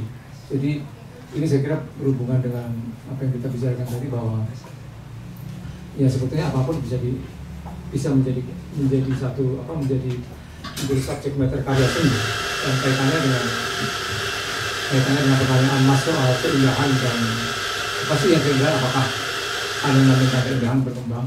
Tentu saja iya. Saya tidak mengatakan bahwa pandangan yang sekarang lebih maju dibanding yang sebelumnya, tetapi bahwa menjadi lebih rumit, menjadi lebih banyak layers, lebih banyak hal-hal yang bahkan yang mungkin paradoksal atau kontradiktif gitu ya. Contohnya begini, Farah tadi bilang bahwa kayaknya saya mesti menjawab gitu ya. Di tahun 70-an, 80-an itu selalu ada definisi mengenai di dalam seni rupa itu pencarian mengenai identitas keindonesiaan gitu ya. Sebagian mengatakan, dan itu pernah menjadi semacam kanon tertentu gitu, bahwa ya keindahan kalau keindonesiaan mau dicari dalam seni rupa, jawabannya adalah seni rupa dekoratif, karena kita kaya dengan itu. Tapi kemudian beberapa seniman muda di pertengahan 70-an sampai awal 80-an mengatakan sebaliknya. Masa sih keindonesiaan hanya bisa diwakili dengan itu? Sudah pasti itu bukan satu esensi gitu ya, penemuan. Kan kita ini selalu terobsesi untuk mencari esensi gitu ya. Tadi Mas menyebutkan dari 3 kata esensi, rahasia kehidupan. Jadi apakah betul bahwa esensi itu ada gitu kan? Beberapa seniman muda di era saya 80-an, 90-an itu mengatakan ya keindonesiaan itu bisa sehari-hari yang kita lihat, perilaku orang Indonesia, cara orang Indonesia misalnya menjalankan katakanlah praktek kekuasaan bisa dan sebagainya. Itu kan bukankah bagian dari keindonesiaan juga, dalam arti itu diperluas ya definisi itu, sama dengan keindahan. Kalau kita sekarang melihat keindahan itu pasti memasukkan juga mungkin paling tidak 2 hal. Sesuatu yang di masa lalu kita anggap tidak indah, atau sesuatu yang buruk, sesuatu yang jelek gitu ya. Ada bayangkan saya gini, kalau seseorang melukis potret dengan cara yang persis gitu ya, apapun objeknya, apakah itu seseorang yang bertampang buruk katakanlah gitu ya, atau bertampang sangat cantik atau yang indah gitu ya, itu kan kita melihat bahwa ternyata objek-objek yang secara umum dikatakan buruk atau jelek gitu ya, ketika muncul di satu karya kan kita nggak melihat kejelekan itu seakan-akan. Jadi di situ masuk unsur yang justru melampaui realitas itu gitu. Jadi definisi itu saya kira berubah, berbeda dengan saya tadi Anda menyebut Renaissance sebenarnya. Definisi keindahan di masa Renaissance misalnya ketika menggambarkan subjek perempuan itu bentuk tubuhnya misalnya, ya kan, justru harus tambun, ya, perutnya gendut dan sebagainya, itu lambang kesuburan. Kalau 70-an misalnya ini jauh melompat ya, tubuh yang indah bukan tubuh Renaissance, tapi adalah tubuh yang misalnya tuiji, yang ramping dan sebagainya. Itu saja, sadar atau tidak sadar pandangan itu berubah. Kalau tadi Mas menyebut bahwa selalu menyebut bahwa Renaissance seakan-akan Renaissance itu dan itu adalah warisan dari tradisi Eropa atau Barat gitu ya. Kan kita bisa juga bertanya, dan dalam hal ini kita bisa bicara mengenai situasi lebih kontemporer. Apakah Renaissance di Indonesia katakanlah atau di Asia misalnya harus mulai dengan tradisi Renaissance di Eropa? Jangan-jangan Renaissance dalam konteks kesenian Indonesia atau kebudayaan Indonesia adalah teks misalnya, naskah-naskah kuno, bukan karya visual misalnya. Ini artinya kalau kita berpikir lebih dekonstruktif gitu ya, tidak berpikir mengenai pusat gitu ya, bahwa di mana-mana orang bisa menciptakan pusatnya sendiri. Saya kira kita akan menemukan hal yang berbeda. Mudah-mudahan menjawab ya Mas. Kalau aku berpikir tuh ya keindahan itu ada dua layer di pertanyaannya Mas siapa? Mas Dika gitu kan. Satu, kalau ngomong keindahan terus akhirnya soal selera. Nah selera is another different context tuh gitu kan. When you talk about taste, then it's very very subjective gitu kan. Mungkin yang lebih yang kedua adalah keindahan dalam artian ya istilahnya kaidah, terutama menyangkut misalkan teknik ya, menyangkut keabsahan, kecanggihan, ya bakat juga, kecanggihan karya seniman tersebut, dalam artian ya istilahnya ya, maksudnya nanya aku juga ya gue nggak bakal, kalau emang udah jelas nih orang jelek kabarnya gitu juga gak bakal ngakuin juga ya gitu, itu ada kayak gitu ya, jelek dalam artian ya emang udah anatominya udah gak benar gitu segala macam ya oke lah gitu, tapi bahwa kemudian ada disiplin-disiplin tertentu kan, kenapa seorang lebih berbakat main gitar dibandingkan menggambar ya, itu persoalan bakat, skill dan kecanggihan kepiawaian gitu ya, kepakaran gitu. Sama kalau selera ini lagi aku mungkin akan lebih ke soal kepakaran sama hubungannya ke akhirnya paradigma bentuk apa yang dianggap bagus di seni rupa itu kan maksudnya arahnya ke situ ya, yang dianggap indah, or bagus, or estetik. Kalau sekarang kata-katanya anak zaman now estetik gitu. It's so interesting how they use the word gitu kan. Ini tempat yang estetik gitu kan, itu dianggap estetik gitu. Jadi mereka udah ngomongnya juga bukan indah lagi tapi estetik gitu, yang dianggap estetis. Nah kalau ngomong estetik itu aku mengalami banget yang dulu pertama sosokan mau jadi kurator terus nanti ada itu juga galeri nggak banyak orang, belum ada tuh kan Art Jakarta gitu kan belum ada ya gitu, yang dianggap estetik atau bagus atau waktu itu yang ininya either yang emang seni rupa old master, kita nyebutnya old master kayak Sujoyono gitu kan yang udah mapan gitu tadi, atau yang dianggap udah mainstream ininya lah, established itu tadi, yang orang yang maestro juga udah meninggal juga gitu, jadi posthumous gitu kan. Yang ada kemudian misalkan kenalan sama galeri, dia minta, oh iya deh Farah nulis deh, terus itunya yang dianggap bagus sama dia ya lukisan kuda. Lukisan kuda. Tahu kan lukisan kuda? Ada galeri lukisan kuda loh. Kuda-kuda tuh. Ya itu akhirnya ya buat aku itu nggak indah gitu. Bagus ngelukis kudanya ya secara ininya, tapi buat aku what gitu loh, it doesn't speak to me gitu kan, udah nggak deh gitu kan. Nanti itu jadi something else yang, dan pada saat itu nggak ada galeri mau mamerin karya instalasi, nggak ada. Pokoknya harus lukisan, patung pun juga ini lukisan pokoknya gitu kan. Udah yang waktu pada saat itu 2000 awal itu masih kayak gitu. And see now yang justru yang estetik, ada pameran, nanti ada ruangannya soalnya itu instalasi whatever yang aku lihat di konten-konten gitu, nanti mereka bisa foto gitu kan. itu ada topik ya soal selfie ada topik deh gitu, tapi itu udah berubah banget. 2000-an nggak ada yang mau. Aku ingat gak ya Mas Edwin di Edwin's Gallery yang kita tuh bikin instalasi kamper, jadinya ngebauin semua ruangan itu kan. Ya aku Mas Edwin ya si ownernya udah pengen tuh sikirin aja tuh karya itu bikin bau galeri gitu kan, maksudnya kayak gitu-gitu tuh itu mah nggak, itu jarang yang mau instalasi gitu. Yang sekarang justru yang dicari gitu, ada pameran, orang justru kalau lukisan doang nggak ada pengalamannya, dia mereka nyari instalasi yang kayak di macam-macam gitu loh, ada kayak gitu. Itu aku mengalaminya, jadi yes it happened. Dan artinya bukan cuma melibatkan indera penglihatan, semua indera semua indera. Kan estetika melebihi etika kalau zaman sekarang ya, kalau saya lihat estetika melebihi di atasnya etika kalau saya lihat zaman sekarang. Jadi apapun itu yang mengandung unsur estetikanya tinggi, walaupun tidak beretika, mereka tetap mengedepankan estetika itu. Misalkan sebetulnya tidak harus mana yang lebih tinggi tadi, tapi melepaskan diri dari, karena yang dulu di masa ya kita ngomong dulu bahkan sebelum galeri menyebut Renaissance sebagai segala macam itu kan, yang indah dan berguna katakanlah itu jadi satu ya. Lalu kemudian indah itu seperti melepaskan diri dari fungsinya, berdiri sendiri, berjalan sendiri, berkembang sendiri, akhirnya lalu kalau guna kan lebih dekat lagi kepada praksis dan kemudian pada yang etis misalnya itu.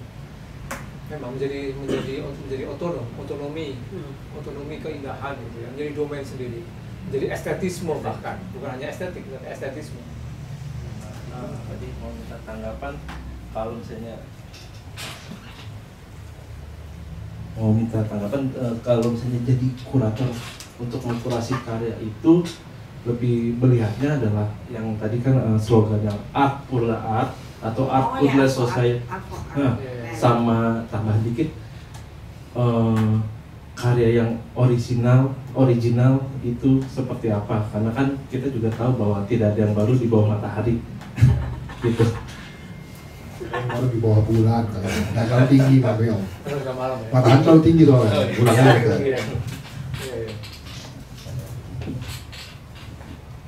Boleh dikaitkan dengan art. Ya, maksudku dengan bukumu, sikapmu dalam melihat itu.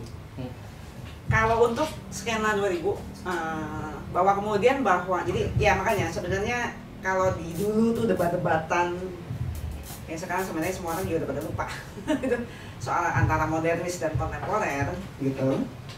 Itu art for art's sake itu dianggap wah lo modernis banget lo gitu, lo modernis banget lo. Dan memang esensi modern art, ya we can talk about that all night lah sebenarnya ya. Waktu aku merasa ya aku pengen menentang itu juga gitu dengan ceritanya gue pengen jadi praktisi seni nih gitu kan. Art nggak bisa cuma art doang gitu, maksudnya bahwa art has to mean something for the society gitu. Jadi kalau aku misalnya keberpihakan itu art for society, dan itu menjadi ciri khas ya misalnya skena 2000 ini about that juga ya, art yang akhirnya dia relate ya dengan si society-nya, talk about the society, dan itu dia juga tumbuh medium itu sendiri karena perkembangan society-nya gitu kan. Tapi bahwa sebenarnya ngomongin modernism gitu ya, modernism, sejarah modernism itu sebenarnya masih menarik aja, cuma itu perlu diketahui juga sih orang banyak gitu ya, bahwa dulu terutama 20th century ya, abad 20 gitu kan, abad 20 yang ada semacam keidealan gitu ya, keidealan di dunia yang sudah katakanlah sekuler dan modern ini gitu kan. Kalau makanya sebenarnya Renaissance itu bisa sebegitunya bahkan sampai sekarang gitu, karena memang ya dulu belum ada film, belum ada Netflix, belum ada apapun gitu ya. Ibaratnya ya itu dia di hanya seni Renaissance art, lukisan-lukisan itu kemudian memang hanya ada bisa dijumpai di istana raja atau gereja gitu kan, kayak Vatikan gitu kan. Ya, itu ibaratnya kayak orang nonton blockbuster gitu sekarang, kayak gitu kan gitu. Itu efeknya itu adalah untuk memberikan, untuk kemudian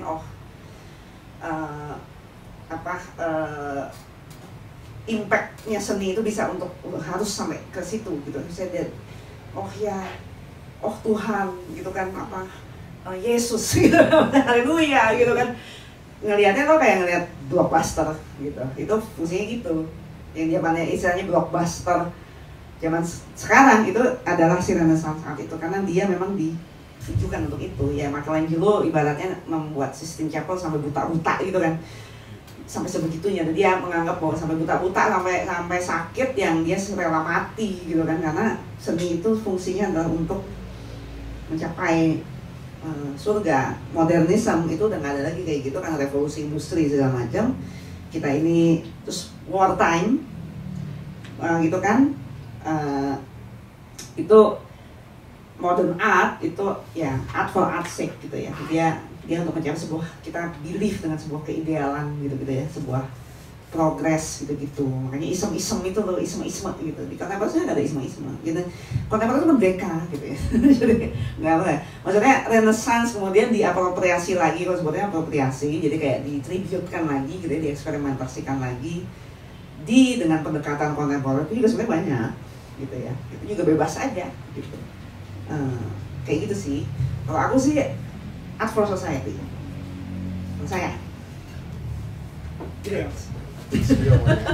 Wah, oke mas. Wah, langsung di quote ini. Hah? Langsung quote dari buku. Yang mana itu? Jadi itu tulisannya sebenarnya judulnya banyak yang cringe loh. Aku banyak cringe loh. Silakan. Halo Mbak Farah, nama aku Bio. Ini aku nanyanya sambil buka catatan, nggak apa-apa ya? Iya. Jadi di tulisan ini nih, di esai yang seni rupa yang dipaksa bekerja terlalu keras. Ya, itu bisa yang baik. Bagus. Saya rasa bahwa Mbak Farah ini menempatkan diri Mbak Farah tuh as overseer gitu, as in helicopter view gitu, lihatnya dari atas gitu kan. Iya, Aku ngerasanya seperti itu. Bigger picture. Jadi pertanyaannya adalah seni rupa atau praktik pasar seni rupa seperti apa sih yang menurut Mbak Farah itu masuk ke dalam kategori seni rupa kelas ekonomi? Seni rupa? Kelas ekonomi ya dulu Ya, itu seni rupa kelas ekonomi. Itu istilahnya yang nggak dia pakai kan? Di sini tertulis ya ada seni rupa kelas ekonomi. Oh ada ya. Oke. Kita pernah bikin di IPA kita pernah bikin riset, Iya. tulisannya riset itu. Oke. Jadi saya lupa kelas ekonomi. Kelas ekonomi. Oke. Gitu. Karena menurut aku ya ini sensitif sih Mbak.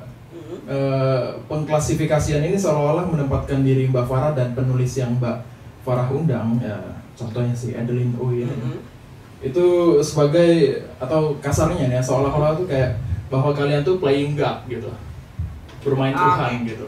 Karena dari pengklasifikasian kalian gitu kan, mana yang menurut kalian kayak ini seni kelas ecek-ecek nih, ini seni murahan yang short term dan hanya bersifat materialistis nih, atau sementara ini seni high class nih, eksklusif gitu.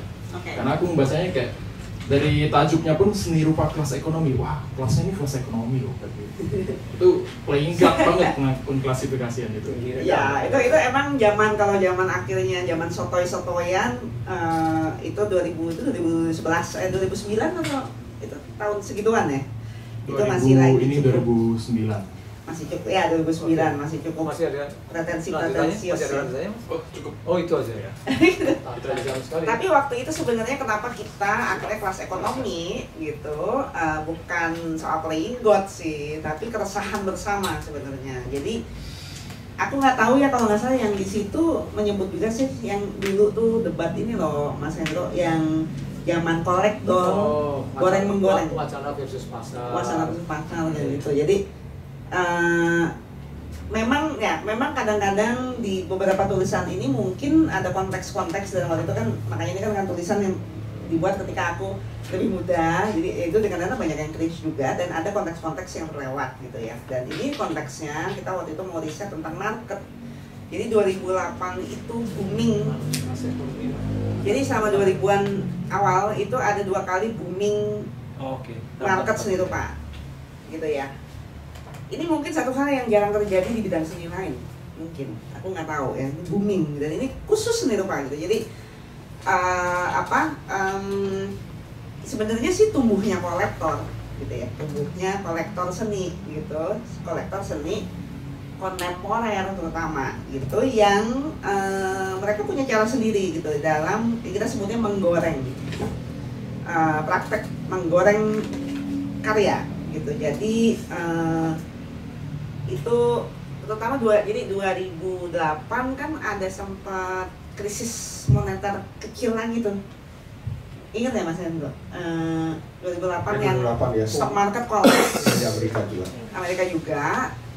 Itu market Asia tiba-tiba, terutama Cina ya, dari Cina juga tuh seni kontemporer tiba-tiba naik gitu. Tiba-tiba booming, beli-belian terjadi kayak euforia beli-belian karya. Jadi satu kolektor yang sebenarnya mungkin nggak ngerti juga karyanya, pokoknya lo asal beli aja lo. Jadi banyak kemudian seniman-seniman pada masa itu, sebenarnya bukan soal, lagi-lagi bukan soal jelek atau enggak ya, tapi katakanlah yang kita, jadi mereka asal beli gitu, ngeborong, jadi ngeborong yang terus boom lelang, saat itu balai-balai lelang ya, mereka jual lagi, jadi kayak beli stok gitu, yang itu bukan tanpa korban gitu ya. Jadi harganya dinaik-naikin, yang kemudian banyak. Jadi apa yang kita lihat sekarang ini, misalkan seniman-seniman yang nggak survive gitu ya, nggak les gitu, itu banyak gitu, karena mereka pada saat borong-borongan itu, ya makanya ini disebut kelas ekonomi. Jadi kayak di-treat kayak kelas ekonomi. Sebenarnya sih maksudnya tuh bahwa jadi kayak esensi seni itu kayak membuat kayak diborong-borongin, jadi kayak dodolan, kita bilang dodolan. Makanya kolektor, Pasarkan. kolektor dodol apa? Kolektor tuh bahasa Jawa apa? Kolektor, ya, cuma didodol doang. Itu terjadi gitu. Dan ada yang seniman yang memang ya survive, jadi kita survival of the fittest gitu kan, yang bisa menjaga karyanya. Karena kemudian banyak yang karena diborongin, kayak habis diborong itu karena udah di markup harganya yang dibilang menggoreng itu, habis itu mereka pameran lagi nggak ada yang mau beli gitu. Akhirnya itu banyak sekali di Jogja kan apalagi gitu. dan itu terjadi gegar juga yang maksudnya terjadi kayak semacam apa sih ya, euforia yang wah banyak banget ya seniman tiba-tiba banyak duit karena diborong gitu, terus tahu nih si Anu udah beli mobil baru zaman itu gitu nggak? Wah tiba-tiba dia beli-beli gitu-gitu, itu terjadi ini ya, terjadi kayak apa? Gegar kelas lah gitu. Itu tapi ketika terus dia nggak laku lagi ya dijual lagi mobilnya. I mean like drama like that gitu. Yang memang kemudian aku bukan kemudian menulis tentang drama itu, tapi kita membuatnya metafor kelas ekonomi itu. Tapi mungkin memang harusnya mungkin agak dijelaskan lebih panjang ya tentang si booming pada saat itu gitu. But it happened gitu, dan itu aku nggak tahu apakah ini terjadi di bidang lain gitu. Musik kalau musik terjadi di hal ketika banyak itu sempat terjadi secara skala kecil, yaitu raksasa yang punya uang dari Cina sana datang terus membuat perusahaan dalam pakaian lain, tapi Shell Company berusaha membeli master itu dibeli dengan harga yang gede untuk mereka miliki secara seumur hidup gitu. Itu sempat terjadi dalam skala kecil sih, berapa tahun, 2 tahun lalu. Ya jadi maksudnya emang sebenarnya itu juga kemudian kayak mencoba selalu juga nah ini kan tentang market, tentang modal, tentang si ya this whole capitalistic world gitu kan. Dan sebenarnya itu tulisan untuk kemudian apakah seni rupa harus dipaksa bekerja terlalu keras untuk menghamba pada kapitalisme gitu. Dan maksudnya makanya sebenarnya tentang tadi Playing God itu aku mengutip di situ nggak yang Charles ya, bahwa aku menyamakan sebenarnya kalau Pak Nardi, St. Sunardi dari Sanata Dharma, dia punya buku namanya judulnya Semiotika Negativa. Aku suka sekali aku itu buku itu. Dia bahwa posisi seniman itu antara Tuhan dan pariah gitu. Jadi di satu sisi dia, terutama di Jogja ya, kota seni gitu, wah seniman lagi ini nih, lagi mural jalan, wah gitu ya, orang-orang mengglorify gitu kan, seniman pameran nanti sekali ini mean something gitu. Tapi di satu sisi juga pariah juga tidak pernah diikut sertakan dalam pembuatan kebijakan gitu, tidak pernah tidak pernah dianggap punya posisi politis gitu kan, maksudnya jadi pariah juga. Nah Charles Ash, kurator sama kritikus dari gitu, itu ada juga tulisannya tapi yang terpisah sebenarnya, cuma kok resonate gitu. Jadi yaitu dia menyebut bagaimana how to depict this ya tentang art market gitu. So I think for art and for artists this is a new challenge, how to depict these invisible structures in visual forms. Can we take pictures of the market gitu kan? Can we make pictures of religious power, not necessarily God, but the religious powers and how it operates in society. Terus how can we give that up without simply giving up to the market and to God gitu. Jadi ya sekarang akhirnya bukan seniman di antara Tuhan dan pariah. Aku cuma kayak melihat sih ya seniman posisinya bukan dari seniman dan Tuhan dan pariah, tapi seperti Charles bilang seniman di antara pasar dan Tuhan gitu kan. Itu emang bagian dari ya sebenarnya bentuk ekspresi dari referensi itu aja sih gitu. Tapi it's interesting gitu ya. Jadi juga ya memang akhirnya jadi agak trying to play God gitu ya, karena kita posisi judging terhadap gegar borong-borongan yang dodol-dodolan ini gitu. Sebenarnya pengen berusaha berposisi seperti itu sih. Itu sih Mas.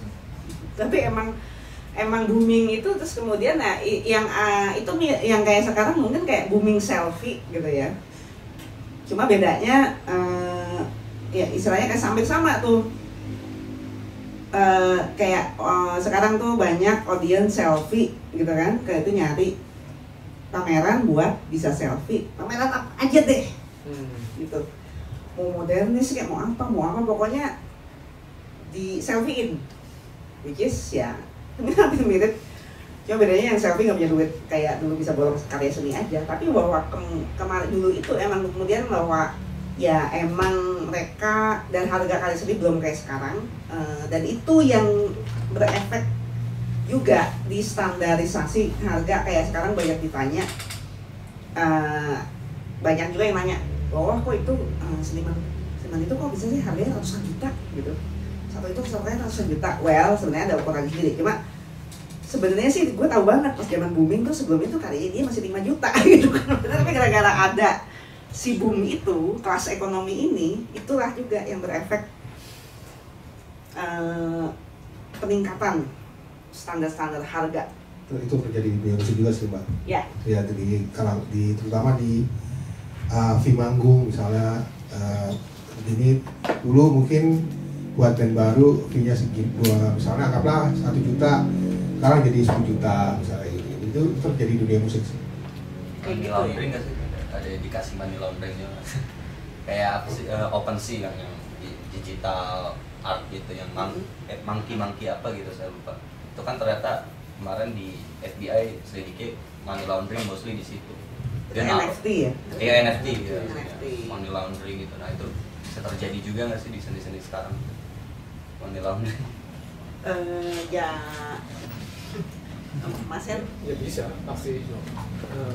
Saya kira bisa aja, sangat mungkin gitu ya.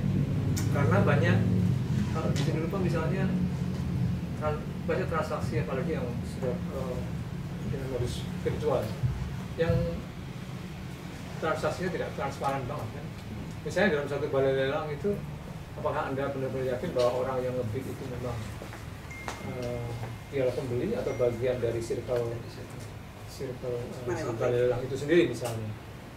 Nah tapi saya tadi masih lagi pergi ya, mengatakan bahwa Farah dan satu narasumber lain Adeline Ooi ini sebagai playing God gitu ya. Dalam konteks istilah seni rupa kelas ekonomi sebenarnya yang dimaksud bukan sedang menegaskan hierarki atas bawah gitu, bahwa ada yang kelas ekonomi atau dan kelas eksekutif kayak kita naik kereta gitu ya. Enggak juga. Artinya ini lebih pada komodifikasi sih.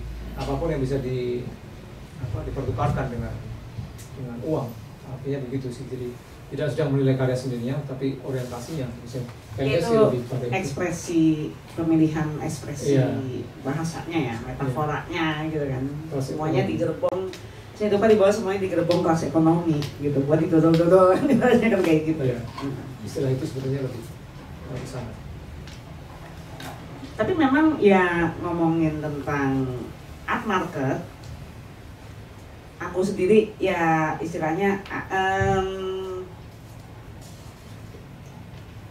aku tidak pernah, jadi aku bekerja misalkan untuk galeri komersil sebagai kurator dan aku dibayar kayak ya sebagai fee gitu ya, fee untuk jasaku sebagai kurator. Tapi aku tidak pernah gitu ya sebagai art dealer. Jadi bukan art dealer, jadi bukan kayak pernah sama seniman nih, oh ya lo gue jualin nih, nanti gue ada komisi gini ya. Aku itu bukan praktekku, bahwa kemudian ada kurator lain atau art dealer itu nggak apa-apa, itu pilihan. Tapi maksudku art market itself itu salah satu tulisan tentang art market gitu ya. Yang aku sendiri sebenarnya kurang menyukai art market, maksudnya bukan topik yang favorit sebenarnya. Mungkin makanya tulisannya juga kurang nyampe gitu misalkan gitu ya, karena art market itu I don't nggak seneng termasuk nggak favorit gitu. I rather talk about art something else gitu ya, what art means, tentang karya seni itu, tentang seniman itu, tentang hal lain, tentang pengetahuannya gitu.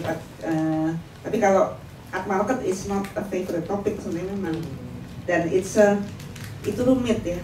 Makanya tadi masnya bilang, lupa namanya siapa mas? Farel. Mas Farel.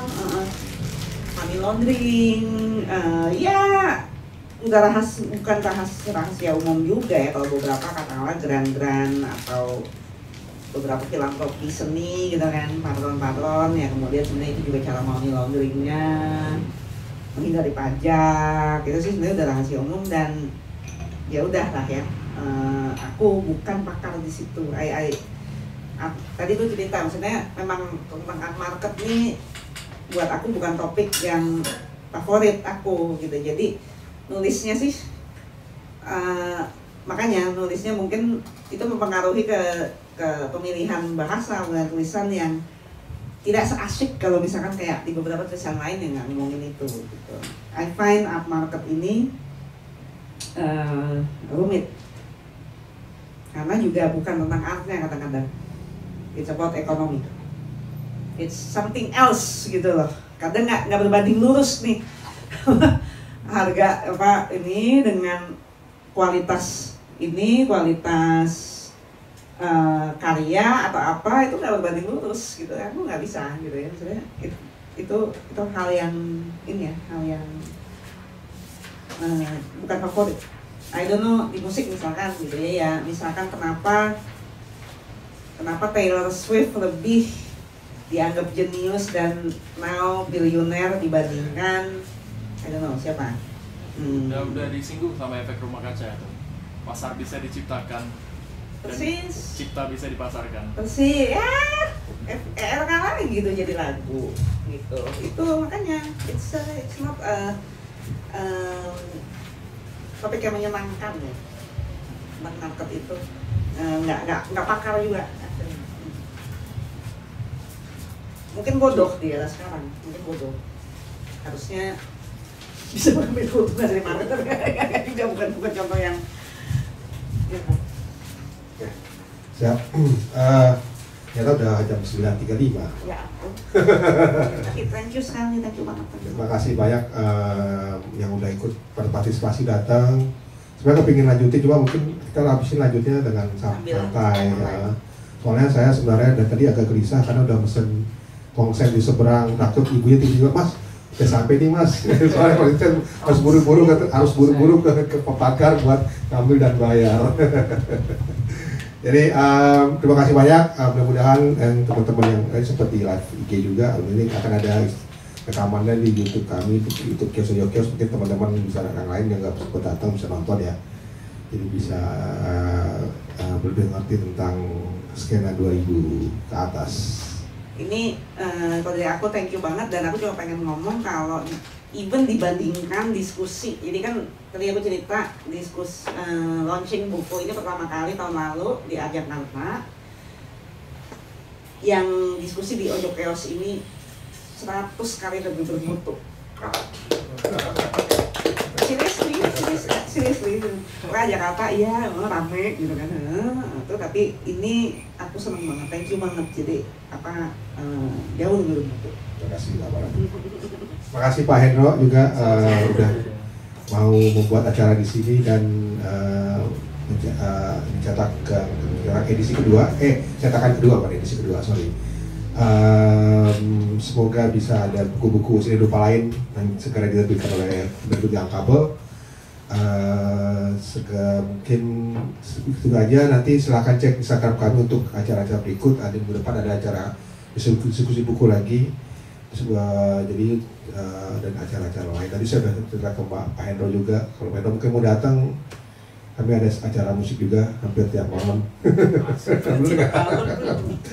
Mereka ini yang ngerjain. Ada Nizar, ada Dika, ada Pok Kia di mesin. Terima kasih, selamat malam semuanya. Assalamualaikum. Pas, sudah telepon saya.